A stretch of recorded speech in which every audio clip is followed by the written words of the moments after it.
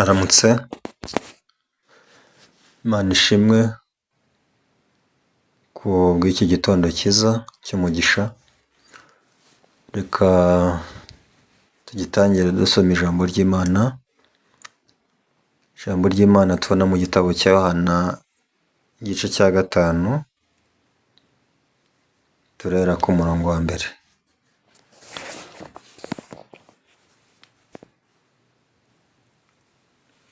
Yohana ibice 5 uhereye ku murongo wa mbere, iravuga ngo: hanyuma y'ibyo haba iminsi mikuru y'Abayuda, nuko Yesu agiye i Yerusalemu. Kandi i Yerusalemu bugufi bw'irembo ry'intama hari ikidendezi mu ruheburayo cyitwa Betisida, cyariho amabaraza 5. Muri ayo mabaraza hari abarwayi benshi, barimo impumyi n'ibirema n'abanyunyutse, bari bategereje ko amazi yihinduriza. Ko rimwe na rimwe marayika yamanukaga akajya muri icyo kidendezi agahinduriza amazi. Nuko umuntu wabanzaga kujyamo amazi yihindurije niwe wakiraga indwara ye iyo ari yo yose. Hariho umuntu wari ufite indwara ayimaranye imyaka 38. Yesu amubonye aryamye, amenya yuko amaze igihe kirekire arwaye, aramubaza ati: mbese urashaka gukira? Umurwayi aramubwira ati: databuja, simfite umuntu njugunya mu kidendezi, iyo amazi yihindurije nkiza undi antanga kumanukamo. Yesu aramubwira ati: byuka wikorere uburiri bwawe ugende. Muri ako kanya uwo muntu arakira, yikorere uburiri bwe aragenda. Ubwo hari ku munsi w'isabato.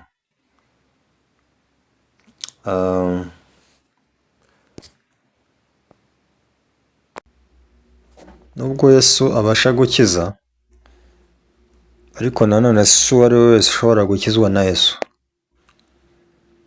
bidatewe n'uko Yesu nta butware cyangwa se ubushobozi afite bwo gukiza buri wese, ahubwo ni uko kugira ngo dukizwe na Yesu bisaba ko tuba twahuje nawe imitima yacu n'umutima we byahuye.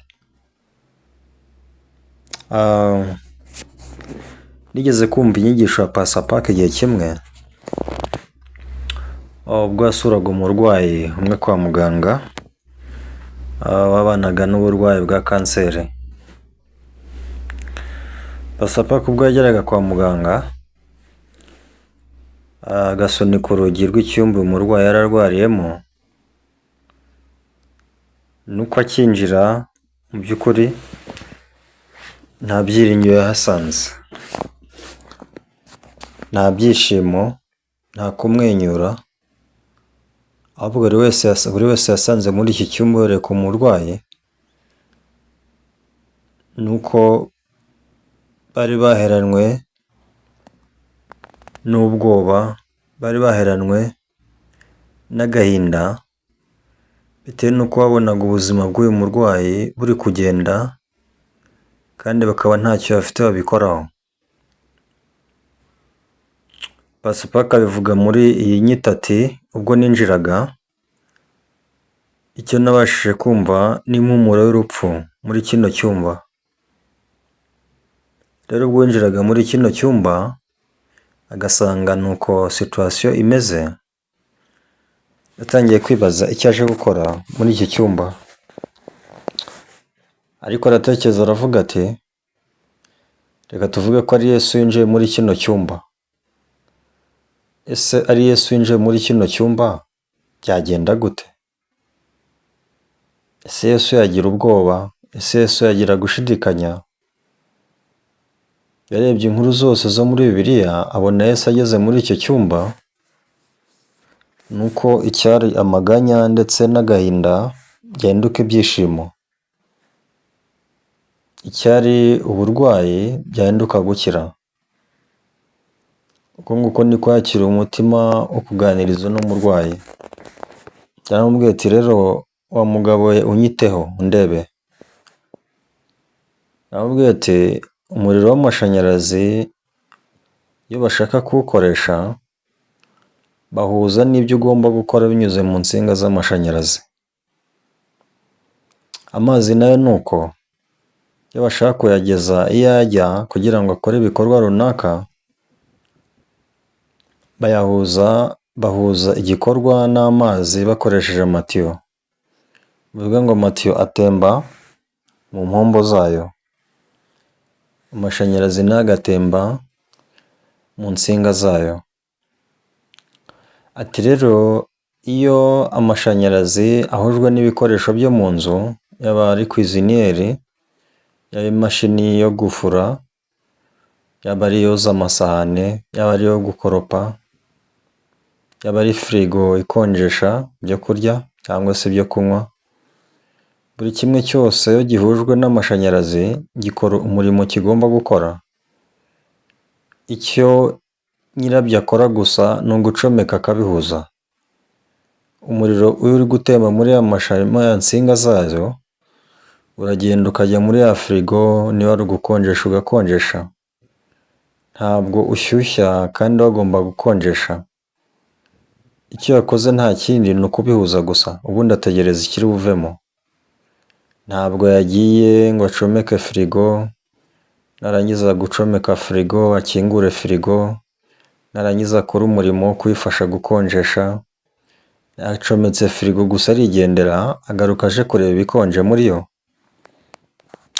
Na kwiziniyeri rero nayo iteka ni uko. Icyo yakoze ni uko yacometse kwiziniyeri, amaze gucomeka kwiziniyeri yatereka inkono ku ziko, ashyiramo ibyo kurya, areba ko byahiye gusa ubundi ararya. Ntabwo yacometse kwiziniyeri, namara kwicomeka yibwira ati urashyuha muri buno buryo, urashyuhira igihe iki n'iki. Ayo yayicometse gusa kuko muri yo ifitemo ubwo bushobozi, mu gihe icometswe ku muriro irateka, irashyuha irateka. N'ibindi ni uko, na za klimatizeri ni uko, na za vandarateri ni uko. Mu gihe zicometswe ku mashanyarazi zahujwe nayo, za mbaraga z'amashanyarazi zinjira muri bya bikoresho bigakora umurimo byagombaga gukora. Ati rero natwe kugira ngo imbaraga z'Imana zinjire muri twe cyangwa se zinjire mu mitima yacu zitangiye zikorere muri twe, ntabwo zizanyura mu mashanyarazi, mu masinga nk'amashanyarazi cyangwa se mu mpombo nk'amazi. Ati ahubwo imbaraga z'Imana zizanyura muri cana yo kwizera. Imbaraga z'Imana zizaza muri twe binyuze mu nzira yo kwizera. Bivuze ngo mu gihe hariho ukwizera hagati yacu n'Imana, byanze bikunze imbaraga z'Imana zitemba ziza mu mitima yacu, ziza mu buzima bwacu. Arabwira ati ndeba mu maso unyitegereze. Ati rero urarwaye kandi umaze igihe kinini urwaye. Ati ubu burwayi nta kintu ushobora kubukoraho wowe ubwawe, bwarakuzahaje, bwaguciye intege, nta mbaraga ukigira, ntubasha kubyuka aho uri. Ati ariko ndagira nkubwire ngo uyu munsi uramutse uhujwe n'imbaraga z'Imana binyuze mu kwizera, ati uburwayi ntacyo bwaba bukivuze. Uburwayi bwasigara ari ubusa. Uburwayi ntabwo bwakongera kuboneka mu buzima bwawe. Ati yego koko kanseri wenda n'imbaraga, ifite imbaraga, ni uburwayi bukomeye bufite imbaraga. Ati ariko nubwo wowe ufite imbaraga zingana gute, mu gihe uburwayi bwa kanseri bwawe n'imbaraga z'Imana, ntabwo imbaraga za kanseri zo zizanesha, ahubwo imbaraga z'Imana nizo zizanesha uburwayi. Ati rero icyo ukeneye nta kindi, ni uko ukeneye kwakira imbaraga zivuye ku Mana. Ati mu gihe kwakira imbaraga zivuye ku Mana, ni uko hagati yawe nayo hagomba kuba hariho uyu muyoboro wo kwizera. Hatabaho uyu muyoboro wo kwizera, nta kundi izi mbaraga z'Imana zikiza zaza mu buzima bwawe. Ati niringiye ko tuzongera kubonana kandi warakize kanseri, uri muzima, uri gutanga ubuhamya. Ati ntabwo Imana yaneshwa, ahubwo Imana igihe cyose ihora inesha. Rero Yesu ubwo nabwo yageraga kuri kino kidendezi cy'Ipesida, yari Yesu ushobora gukiza abantu bose bari bafite ibibazo kuri kino kidendezi, kuko abari bahari bose icyabimenyekanishaga ko bafite ibibazo nuko bari bahari. Nta muntu muzima wagombaga kuba ari hano. Bivuze ngo bari bahari bose bari bafite ibibazo by'uburwayi. Yesu waje agendagenda kuri iki kidendezi yari afite ubushobozi bwo gukiza buri umwe wese, ntawe wasize kandi atarobanuye. Ariko Yesu yaraje agendagenda yitegereza, arebye abona nta muntu n'umwe ushobora kumwitaho, kubera ko buri wese yari ahugijwe n'iki kidendezi atekereza ko hari n'umumarayika ninaga muri ano mazi akihinduriza akagwa muri uwa mbere byanze bikunze ari bukire.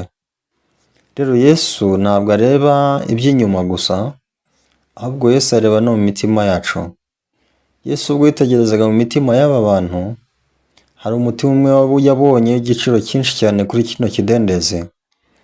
Uwo mutima ni uw'uno mugabo utari ufite icyo akora, wari umaze imyaka 38 arwaye.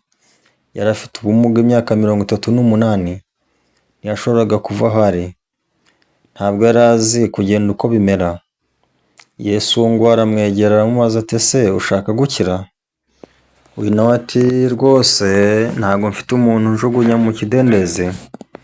Ati y'amazi yindurije nkiza undi antanga kumanukamo.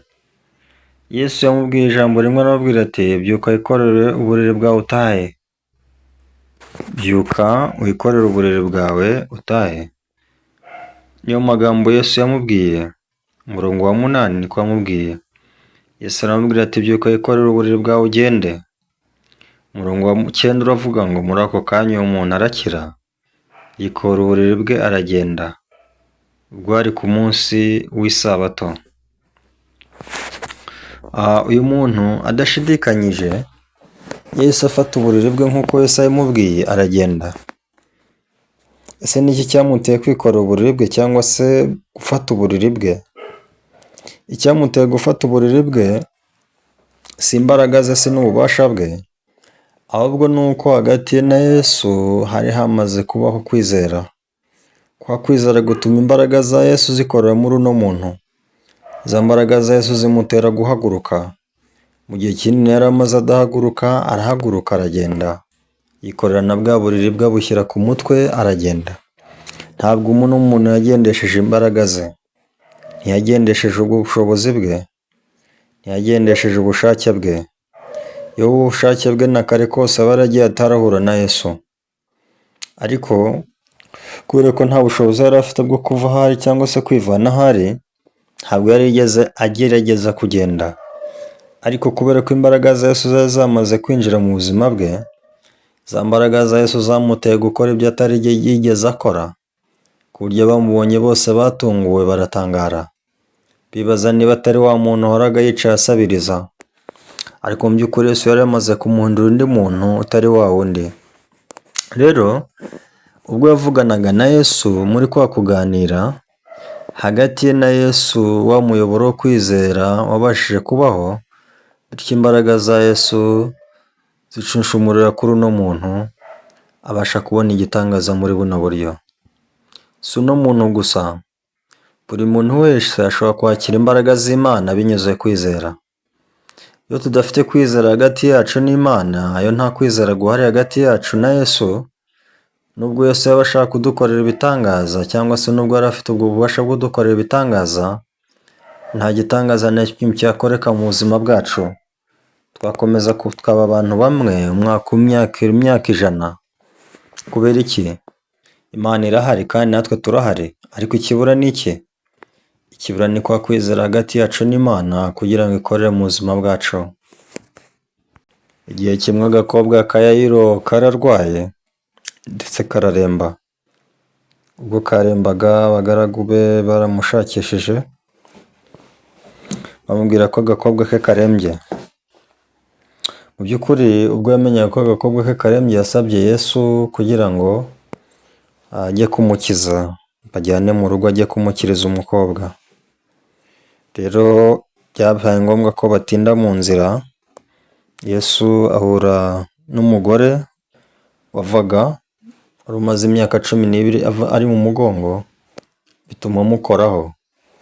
Ubwo yamukoragaho rero habayeho ibintu byinshi aho ngaho, ndetse hateraniye n'abantu benshi bituma hatinda.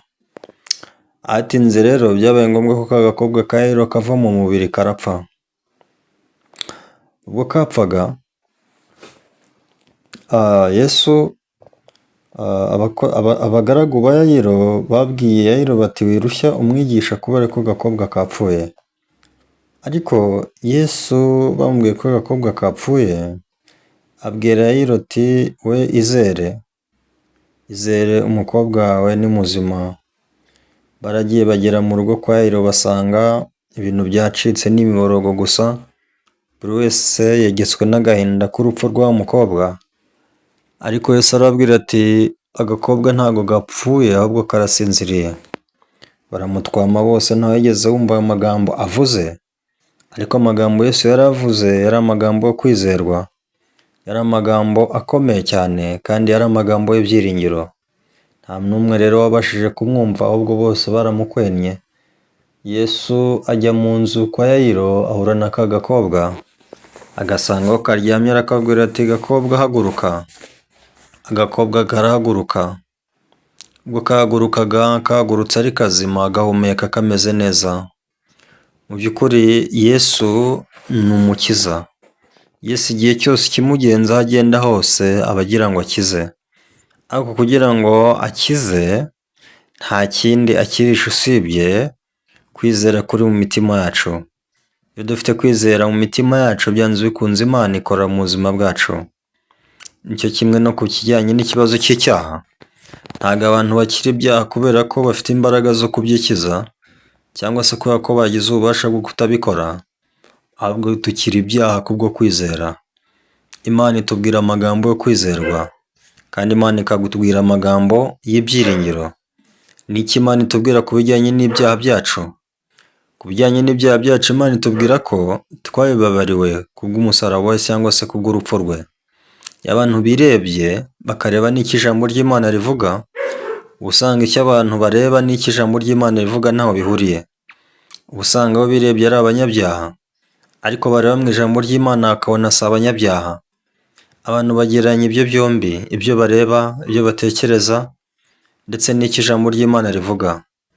Abantu benshi bahitamo kwizera ibyo bareba, nyamara ijambo ry'Imana icyo rivuga nicyo gikomeye ndetse gifite n'umumaro. Nicyo cyo kwizerwa kandi cyaha abantu ibyiringiro kandi cyabatera gukomera. Ariko nicyo gituma abantu bagumana ibyo bareba, bakagumana ibyo batekereza, bakagumana ibyifuzo byabo, nuko nta kwizera kuba kuri mu mitima yabo gushobora kubemeza ko mu by'ukuri niba Imana ivuga ko nta cyaha bafite ntacyo, niba Imana ivuga ko nta rubanza rubariho ntarwo, niba Imana ivuga ko ibyaha byabo n'ubugome bwabo bitazabyibuka ukundi ngo babyakire gutyo ko Imana itazabyibuka ukundi. Nta kindi rero abantu bagomba kwizera, ni iryo jambo gusa nta kindi. Kuko ko iryo jambo niba riturutse ku Mana, ntabwo Imana yarivuga yibeshya. Abantu bakwibeshya, ariko mu by'ukuri Imana ntabwo yakwibeshya. Abantu bakwivuguruza, ariko ni ukuri ntabwo Imana ishobora kwivuguruza. Ijambo ryayo rihoraho iteka, kandi ijambo ryayo rifata ibitari biriho bikabigira nk'aho biriho.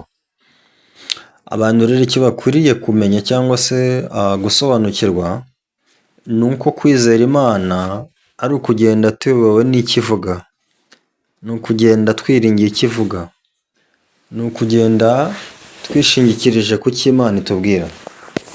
Byaba ibyo tureba, byaba ibyo dutekereza, byaba ibyo twibwira, ibyo nta gaciro bifite namba imbere y'ijambo ry'Imana. Ibyo biraciriritse cyane, ntabwo ari byo dukwiriye gushinga hagati ngo tugendereho.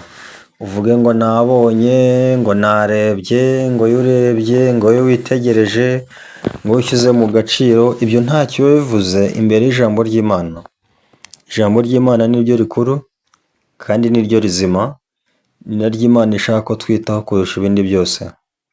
Aburahamu ubwo yishingikirizaga ku ijambo ry'Imana, yabashije kubona imirimo y'Imana mu buzima bwe. Yamaze igihe kinini hagati ye n'Imana nta kwizera guhari, icyo cyatumye Imana idakora mu buzima bw'ibitangaza bikomeye cyane. Ariko Aburahamu hagati ye n'Imana hamaze kubaho kwizera, Aburahamu akita ku ijambo ry'Imana no kwita ku myumvire n'ibitekerezo bye, Imana yabashije gukora ibitangaza mu buzima bwe. Yabashije kumukorera igitangaza undi wese yareba koko cyangwa yakumva agatangara. Ni ibintu bitumvikana, ariko byarabaye. Kandi bitumvikana, nawe byaba mu buzima bwawe. Wakwitwa uwera, wakwitwa ukiranuka, kandi ntacyo wakoze. Kabone n'ubwo wakwireba ukabona uri umunyabyaha, kabone n'ubwo wakwireba ukabona ukora ibyaha umunsi ku wundi, ariko uburyo Imana ye ku isi ukiranuka uba ukiranuka.